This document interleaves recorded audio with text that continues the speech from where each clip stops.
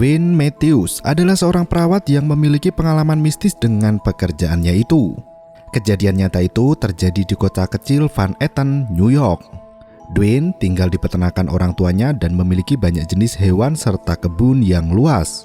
Dwayne sering membawa hewan yang terluka dari hutan, lalu membawanya ke rumah dan merawatnya di gudang.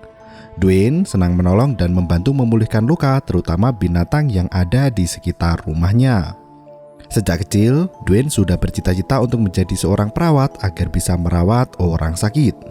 Pekerjaan pertama Dwayne sebagai perawat adalah di panti Gentelbreeze.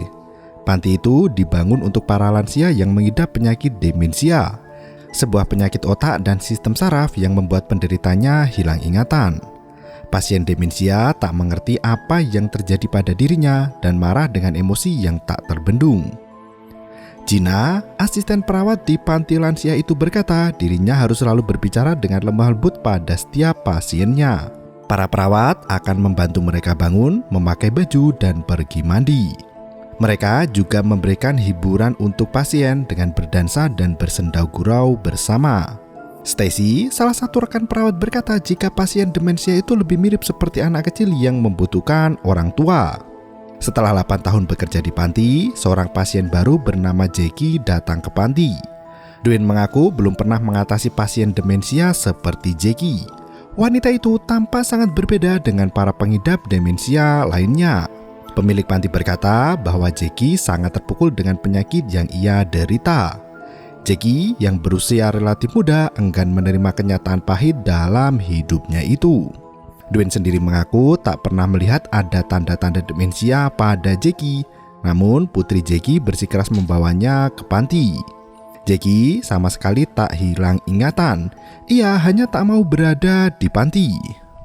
Meski Dwayne dan perawat lainnya berusaha menghiburnya, Jackie sama sekali tak merasa bahagia.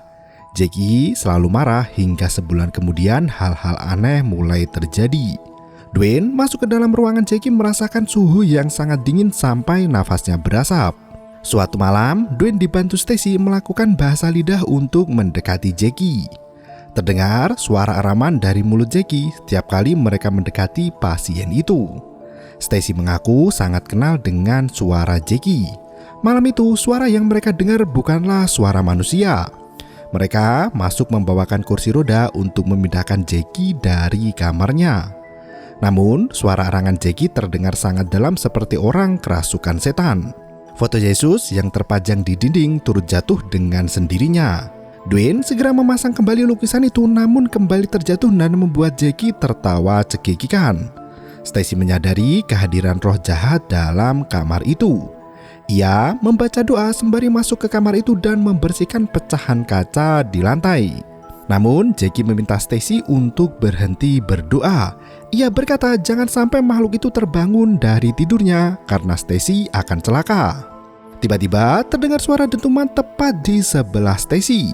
Jackie mengatakan jika makhluk itu berdiri di sana. Dwayne mengatakan setelah kejadian itu Jackie tak mau makan minum, bahkan tak mau mengkonsumsi obat-obatan. Berminggu-minggu lamanya tubuh Jackie tak berfungsi seperti manusia pada umumnya. Ia bahkan tak buang air kecil selama beberapa minggu terakhir. Sambil menangis, Stacy mengatakan jika wanita itu lebih mirip seperti cangkang yang kosong, tak bisa bicara dan tak menunjukkan respon tubuh yang semestinya. Suatu hari, Dwayne meminta bantuan asisten barunya, Jessica, untuk memandikan tubuh Jackie.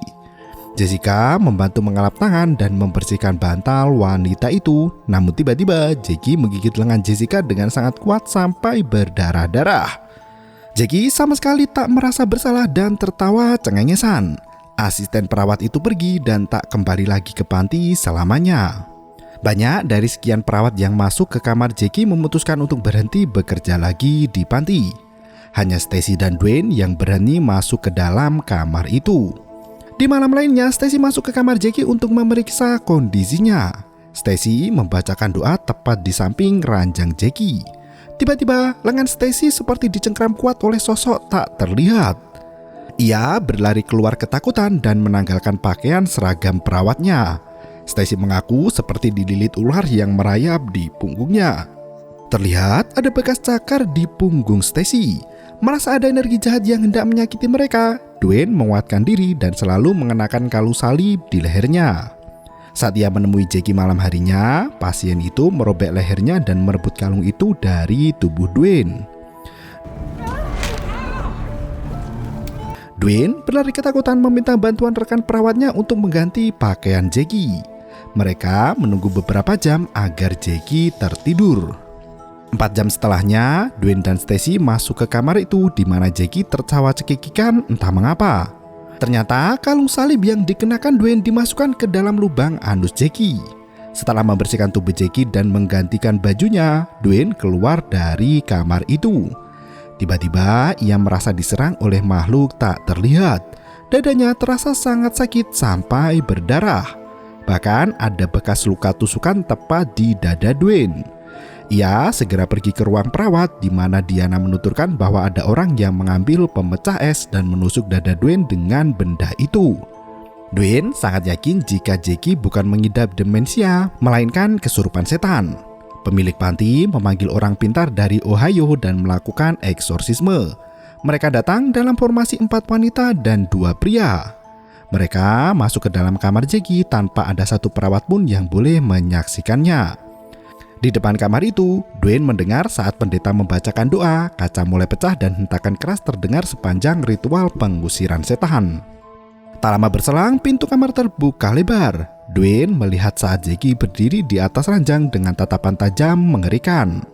Pendeta menuturkan bahwa iblis telah menguasai tubuh Jackie.